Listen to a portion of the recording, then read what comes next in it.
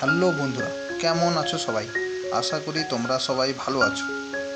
আজকে আবার নতুন একটা ভিডিও নিয়ে চলে এলাম তোমাদের কাছে। তো বেশি দেরি না করে ভিডিওটা শুরু করা যাক। গল্পের নাম গাছ ও ছায়া।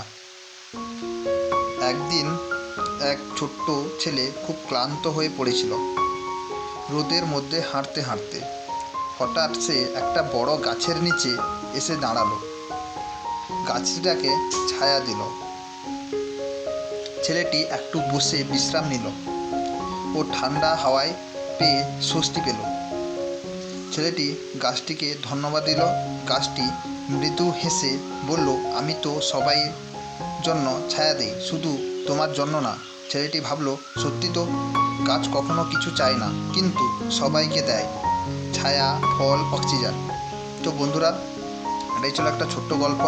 তো এই গল্পের যে নীতিকথাটি পাই আমরা, বা মোরাল যেটা পাই, সেটা হলো অহংকার না করে নিঃস্বার্থভাবে অন্যের উপকার করলে সবাই তোমাকে ভালোবাসবে। তো এটাই ছিল গল্পের নীতিবাক্য। তো বন্ধুরা, এটাই ছিল আমার একটা ছোট্ট গল্প। গল্পটি যদি তোমাদের ভালো লেগে থাকে তাহলে লাইক, শেয়ার, কমেন্ট ও শেষে সাবস্ক্রাইব করতে ভুলো না যেন। ততক্ষণে তোমরা ভালো থাকো, সুস্থ থাকো। গল্পটি শেষ পর্যন্ত দেখার জন্য অসংখ্য ধন্যবাদ।